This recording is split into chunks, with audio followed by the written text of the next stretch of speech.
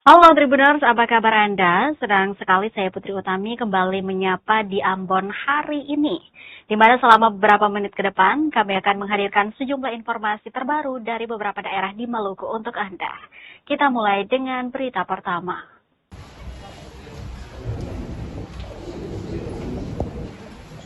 Jaksa Penuntut Umum atau JPU meminta Majelis Hakim Pengadilan Tindak Pidana Korupsi pada Pengadilan Negeri Ambon menolak seluruh nota keberatan atau eksepsi yang diajukan penasihat hukum 3 terdakwa perkara dugaan penyalahgunaan penyertaan modal pada PT Tanimbar Energi yang bersumber dari APBD Kabupaten Kepulauan Tanimbar tahun anggaran 2020 hingga 2022.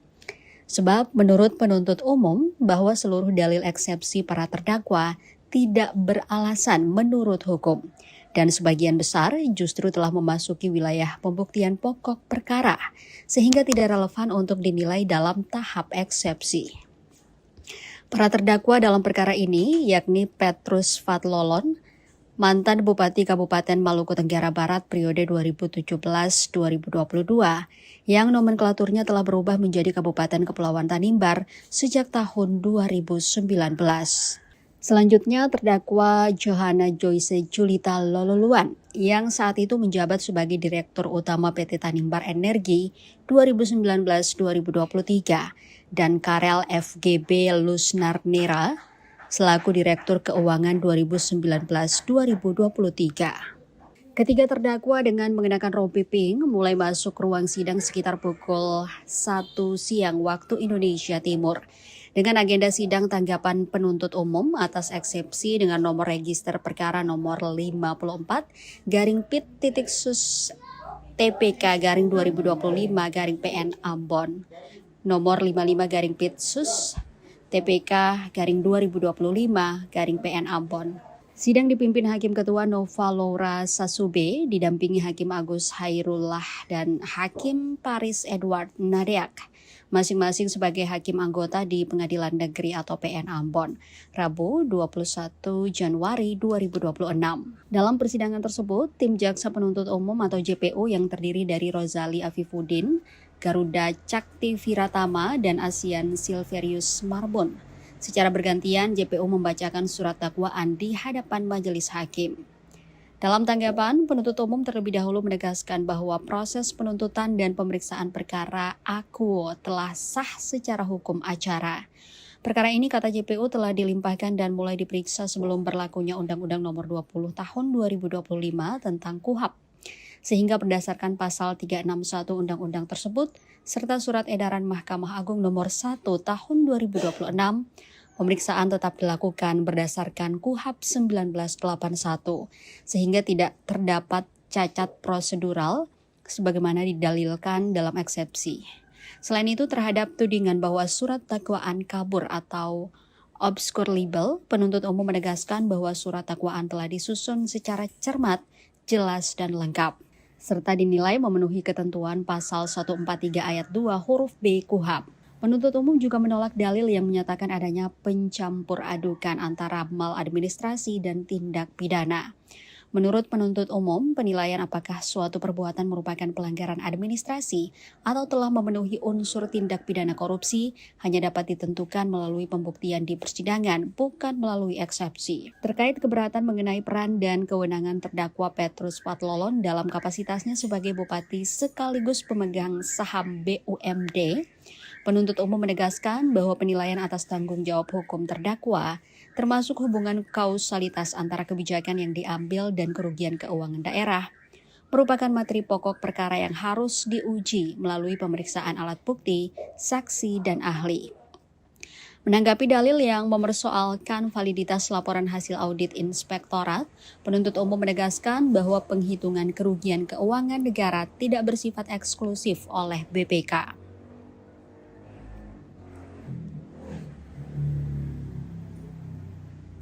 Berdasarkan surat edaran Mahkamah Agung, audit yang dilakukan oleh inspektorat tetap sah sebagai dasar pembuktian. Sementara penilaian akhir mengenai ada atau tidaknya kerugian negara serta besarannya menjadi kewenangan majelis hakim berdasarkan fakta persidangan. Dalam jawabannya, penuntut umum juga menilai bahwa dalil eksepsi para terdakwa Joanna Joyce Lololoan dan Karel FGP Lusnar Nera yang menyatakan bahwa kerugian PT Tanimbar Energi merupakan kerugian perdata serta seluruh kegiatan telah dipertanggungjawabkan, telah memasuki substansi perkara dan tidak dapat dinilai pada tahap eksepsi. Mengakhiri tanggapannya, penuntut umum memohon kepada majelis hakim agar menolak atau menyatakan tidak dapat diterima seluruh eksepsi para terdakwa, menyatakan surat dakwaan sah menurut hukum, serta melanjutkan pemeriksaan perkara ke tahap pemeriksaan pokok perkara. Terpisah dari itu, setelah persidangan, penasihat hukum terdakwa Petrus Fathlolon, yakni Rustam Herman, menegaskan bahwa tanggapan penuntut umum itu dinilai bersifat umum dan tidak mengarah pada materi yang diuraikan mereka. Bahwa dakwaan harus cermat dan lengkap, serta mengarah pada peristiwa konkret yang menjadi dasar fundamental tindakan yang dilakukan oleh yang bersangkutan. Selain terdakwa yang juga sebagai mantan kepala daerah, istri Petrus Fathlolon yakni Joyce Penturi juga pernah membawa kasus yang menjerat suaminya itu mendatangi Komisi 3 Dewan Perwakilan Rakyat Republik Indonesia di Jakarta sebanyak 2 kali. Forum resmi itu disiarkan secara terbuka melalui kanal YouTube TVR Parlemen. Joyce memaparkan kronologi yang ia sebut sebagai dugaan pemerasan, politisasi dan kriminalisasi oleh oknum kejaksaan di Maluku kepada suaminya. Selain itu pula, kasus ini dalam dakwaan jaksa, negara mengalami kerugian mencapai 6 miliar lebih yang bersumber dari APBD tahun anggaran 2020 sampai dengan 2022 dengan nilai anggaran yang sama yakni 6,2 miliar sebagaimana hasil perhitungan Inspektorat Kabupaten Kepulauan Tanimbar melalui laporan hasil audit perhitungan kerugian keuangan negara. Tentu putusan sela yang nantinya akan ditetapkan oleh majelis hakim diharapkan dapat lebih objektif dalam memutuskan eksepsi terdakwa dan tanggapan penuntut umum. Diberitakan sebelumnya dalam sidang agenda pembacaan dakwaan, jaksa penuntut umum menjelaskan bahwa dakwaan terhadap para terdakwa terdiri dari dakwaan primer dan dakwaan subsidiar. Untuk dakwaan primer pasal 2 ayat 1 junto pasal 18 ayat 1 dan ayat 2 serta ayat 3 Undang-Undang Nomor 31 Tahun 1999 tentang pemberantasan tindak pidana korupsi sebagaimana telah diubah dan ditambah dengan Undang-Undang Nomor 20 Tahun 2001 tentang perubahan atas Undang-Undang Nomor 31 Tahun 1999 tentang pemberantasan tindak pidana korupsi. Pasal 55 ayat 1 ke 1 KUHP, junto pasal 64 ayat 1 KUHP. Sementara dakwaan subsidiar pasal 3 junto pasal 18 ayat 1, 2, dan 3 Undang-Undang Nomor 31 Tahun 1999 tentang pemberantasan tindak pidana korupsi, sebagaimana telah diubah dan ditambah dengan Undang-Undang Nomor 20 Tahun 2001 tentang perubahan atas Undang-Undang Nomor 31 Tahun 1999 tentang pemberantasan tindak pidana korupsi, junto pasal 55 ayat 1 ke 1 KUHP, junto pasal 64 ayat 1 KUHP.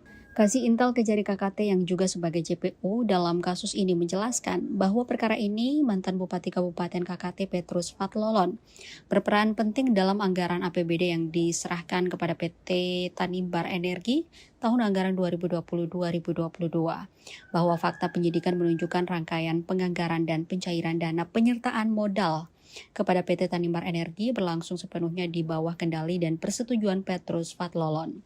Sebab saat itu Petrus menjabat sebagai bupati sekaligus RUPS, pemegang saham PT Tanimbar Energi dengan kewenangan strategis yang melekat pada jabatan tersebut.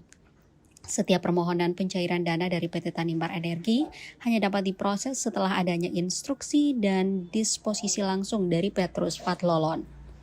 Selama periode tersebut, PT Tanimbar Energi mengajukan permohonan anggaran dan pencairan dana penyertaan modal yang seluruhnya disetujui oleh Petrus sehingga pemerintah daerah mencairkan anggaran sebesar 6,2 miliar. 6,2 miliar itu terdiri dari 1,5 miliar pada tahun 2020, 3,7 miliar pada tahun 2021, dan 1 miliar pada tahun 2022.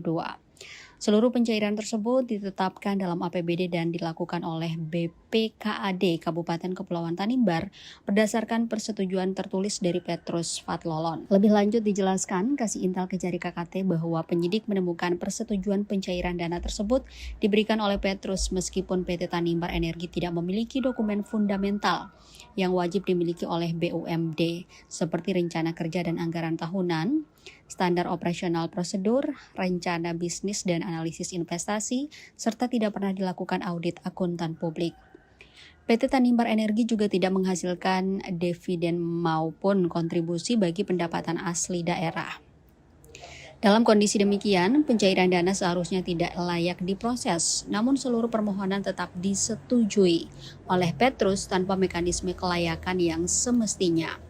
Dana penyertaan modal yang telah dicairkan tersebut kemudian terbukti digunakan tidak sesuai peruntukan karena dialokasikan untuk kebutuhan operasional internal seperti pembayaran gaji dan honorarium direksi serta komisaris, biaya perjalanan dinas, pengadaan barang-barang kantor seperti meja, kursi, sofa, dan laptop, digunakan untuk membentuk usaha bawang yang tidak sesuai dan tidak memiliki keterkaitan dengan kegiatan usaha migas sebagaimana tujuan awal pemberian penyertaan modal dalam pembentukan PT Tanimbar Energi. Penyimpangan ini telah mengakibatkan kerugian keuangan negara sebesar 6,2 miliar sebagaimana tercantum dalam laporan hasil audit perhitungan kerugian keuangan negara oleh Inspektorat Kabupaten Kepulauan Tanimbar. Saya merasa dipolitisasi dan dikriminalisasi dengan alat bukti yang cukup dan itu akan kita ungkapkan. Begitulah kalimat Petrus Fatlolon, Bupati Kabupaten Maluku Tenggara Barat periode 2017-2022 yang nomenklaturnya telah berubah menjadi Kabupaten Kepulauan Tanimbar sejak tahun 2019. Kalimat itu ditegaskannya untuk menjelaskan posisinya dalam dua kasus tindak pidana korupsi yang menyeretnya, yakni kasus dugaan korupsi dalam penggunaan anggaran perjalanan dinas pada Sekretariat Daerah Kabupaten Kepulauan Tanimbar tahun anggaran 2020 yang ditetapkan dirinya sebagai tersangka sejak Rabu 18 Juni 2024. Namun hingga kini belum ada tindak lanjut dari Kejaksaan Negeri Kabupaten Kepulauan Tanimbar. Juga kasus penyertaan modal pemerintah daerah kepada PT Tanimbar Energi yang bersumber dari APBD tahun anggaran 2020 sampai dengan 2022 yang kini sementara berlangsung proses hukumnya di Pengadilan Tindak Pidana Korupsi pada Pengadilan Negeri Ambon. Penegasan itu usai agenda sidang tanggapan penuntut umum atas eksepsi dengan nomor registrar perkara nomor 54-PIT TPK 2025 PN Ambon, nomor 55-PIT TPK 2025 PN Ambon, berlangsung di Pengadilan Tindak Pidana Korupsi pada Pengadilan Negeri Ambon Rabu 21 Januari 2026. Ia menilai bahwa proses kasus yang menyeretnya hingga ke meja hijau adalah bentuk dari kriminalisasi oleh sejumlah oknum jaksa di wilayah Maluku saat itu. Dugaan politisasi hingga kriminalisasi itu juga telah digegerkan di publik saat istrinya yakni Joyce Penturi mendatangi Komisi 3 Dewan Perwakilan Rakyat Republik Indonesia untuk membicarakan itu secara langsung saat rapat agenda pembahasan Panja Reformasi Kepolisian, Kejaksaan, dan Pengadilan yang disiarkan secara langsung melalui kanal YouTube TVR Parlemen pada Desember 2025 lalu.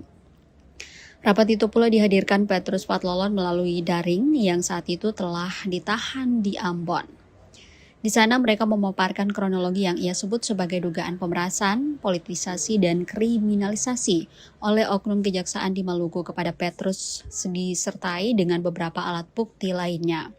Ia pun dalam sidang perkara dugaan korupsi penyertaan modal pada PT Tanimbar Energi ini menegaskan akan membuka kembali. Ia berharap eksepsi atau nota perlawanan yang dilayangkan atas dakwaan JPU Kejaksaan Negeri Kabupaten Kepulauan Tanimbar, majelis hakim dapat menerimanya. Namun jika diteruskan hingga ke tahap pembuktian, ia akan membuka tindakan oknum-oknum jaksa yang diduga melakukan pemerasan dengan menggunakan senjata penegakan hukum. Diketahui sebelumnya dari agenda Panja Reformasi Kepolisian, Kejaksaan, dan Pengadilan yang diagendakan Komisi 3 DPR RI, istri Petrus membahas bundal dokumen, rekaman video, tangkapan layar percakapan WhatsApp, serta rekaman CCTV dari hotel tempat yang diduga menjadi pertemuan suaminya dengan sejumlah pejabat kejaksaan. Dokumen-dokumen itu diklaim sebagai bukti pendukung atas tindak pemerasan sebelum suaminya ditetapkan sebagai tersangka kasus SPPD fiktif pada Juli 2024. Di depan anggota DPR RI, Joyce Venturi dengan tegas menegaskan bahwa penetapan tersangka terhadap Petrus tidak berjalan sesuai dengan prosedur dan terindikasi memiliki motif politik menjelang Pilkada 2024 saat itu. Ia menilai dugaan permintaan sejumlah uang oleh oknum pejabat kejaksaan berkaitan erat dengan posisi suaminya yang saat itu tengah mempersiapkan pencalonan sebagai bupati periode kedua. Joyce menyebut pertemuan-pertemuan yang melibatkan pejabat kejaksaan mulai dari Kejari Tanimbar hingga pejabat di Kejaksaan Tinggi Maluku yang disebut namanya secara terang-terangan. Dalam beberapa pertemuan tersebut, ia mengklaim suaminya mendapat tekanan untuk menyediakan dana puluhan rupiah. Maksud kami puluhan miliar rupiah. Tuduhan itu tegasnya disampaikan berdasarkan pada bukti-bukti yang telah ia serahkan kepada Komisi 3. Bukti-bukti itu pun dalam forum resmi itu langsung diperlihatkan. Diketahui selain Petrus ada 2 terdakwa lainnya yang terjerat dalam kasus dugaan tindak pidana korupsi penyertaan modal pada PT Tanimbar Energi dengan nilai 6 miliar lebih.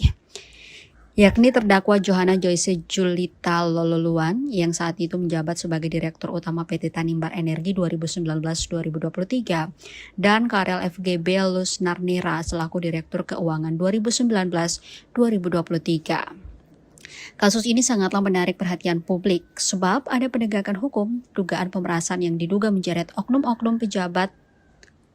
Maksud kami menjerat oknum-oknum pejabat kejaksaan di wilayah Maluku saat itu. Yang sudah dilimpahkan ke pengadilan dan sudah dimulai proses pemeriksaan yang tetap diperiksa dan diadili dan diputus berdasarkan ketentuan dalam Undang-Undang Nomor 8 Tahun 1988. Pemerasan, politisasi dan kriminalisasi dengan alat bukti yang cukup dan itu akan kita ungkapkan sesuai dengan alat bukti yang ada.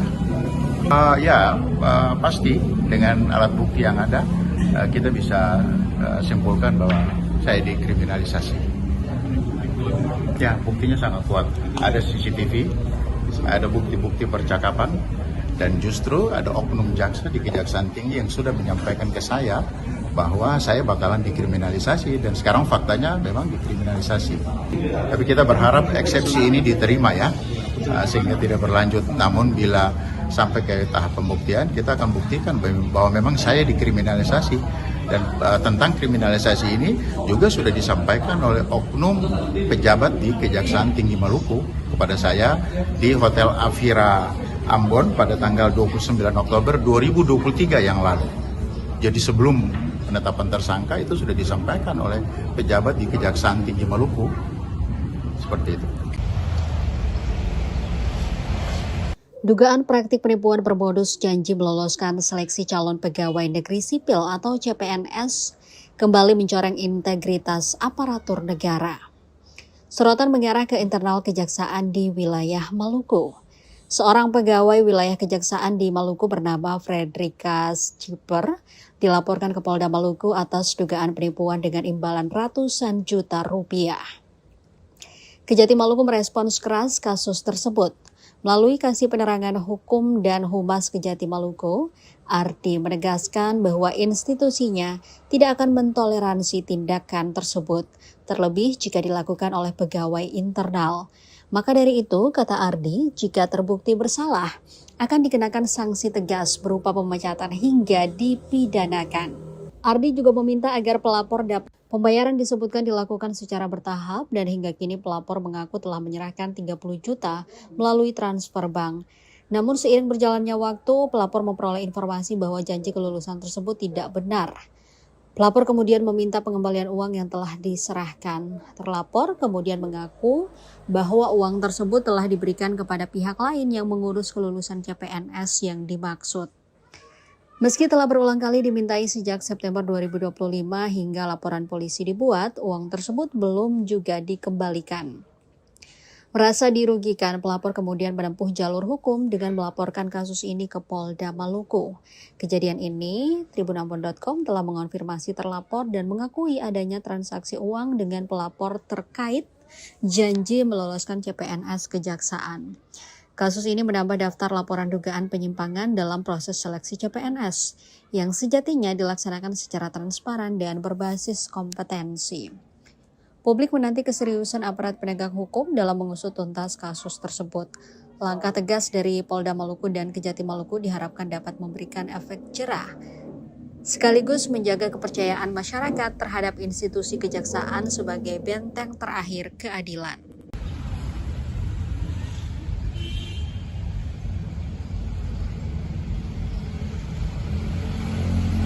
Satuan Reserse Kriminal atau Satreskrim Polresta Ambon kembali membuktikan kesiagapannya dalam memberantas kejahatan jalanan.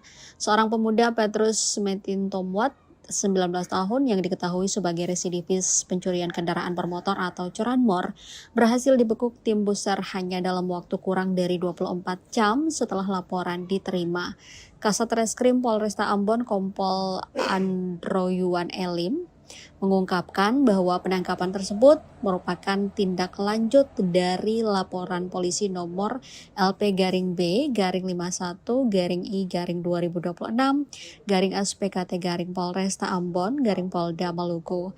Kasus ini bermula pada 16 Januari 2026. Korban Vianti Leli Siauta, 48 tahun, seorang karyawan honorer, memarkir sepeda motornya di depan sebuah toko roti di kawasan Jalan Walter Monginsi di Kota Ambon sekitar pukul 4 pagi waktu Indonesia Timur. Saat itu korban tengah mengawasi aktivitas petugas penyapu jalan dan berjalan menuju arah kantor Depnaker. Namun ketika kembali sekitar pukul 6:30 pagi, korban mendapati sepeda motor miliknya telah hilang. Motor yang raib tersebut yakni Honda Beat Sporty CBS warna hitam tahun 2022 bernomor polisi DE 6182LB atas nama Lois Tetelepta. Setelah menanyakan kepada warga sekitar dan tidak mendapatkan hasil, korban langsung melaporkan kejadian itu ke Polresta Ambon. Kasat Reskrim menjelaskan kasus curanmor ini berhasil diungkap dengan cepat. Di tempat terpisah dari TKP kehilangan pada 17 Januari dini hari, pelaku diketahui mendorong satu unit sepeda motor di kawasan Jalan Bawah Jembatan Merah Putih atau JMP Galala, tepatnya di sekitar kawasan Lampu 5, Kota Ambon. Aksi mencurigakan itu menarik perhatian seorang saksi yang kemudian menanyakan kondisi motor tersebut. Pelaku berdalih bahwa sepeda motor mengalami gangguan mesin. Saksi lantas membantu mendorong motor tersebut ke pos PRC Polda Maluku. Namun setelah dilakukan pengecekan, motor tersebut diketahui merupakan hasil curian.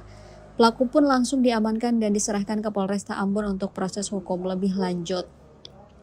Dari hasil interogasi dan pengembangan kasus, polisi menemukan fakta bahwa pelaku telah mencuri 4 unit sepeda motor dari beberapa lokasi berbeda. Adapun kendaraan yang berhasil diamankan antara lain 1 unit Honda Beat warna merah hitam, 2 unit Honda Beat warna hitam, dan 1 unit Honda Scoopy warna merah hitam. Pihak kepolisian juga mengimbau masyarakat yang merasa kehilangan sepeda motor untuk segera menginformasikan dan mendatangi Polresta Ambon guna mencocokkan data kepemilikan. Atas perbuatannya, tersangka Petrus Metintomwat dijerat pasal 476 KUHP sebagaimana diatur dalam Undang-Undang Nomor 1 Tahun 2023 tentang KUHP. Pasal tersebut mengatur tindak pidana pencurian dengan ancaman pidana penjara paling lama 5 tahun atau denda paling banyak kategori 5 sebesar Rp500 juta. Kompol Androyuan menegaskan pelaku merupakan residivis curanmor yang kembali mengulangi perbuatannya. Penyidik saat ini masih terus melakukan pendalaman guna memastikan tidak ada lokasi dan korban lain. Tribuners, informasi tadi sekaligus mengakhiri perjumpaan kita di Ambon hari ini. Saya Putri Utami mewakili seluruh kru yang bertugas mengucapkan terima kasih atas perhatian Anda. Sampai jumpa dan amato. Download Tribun X sekarang. Menghadirkan lokal menjadi Indonesia.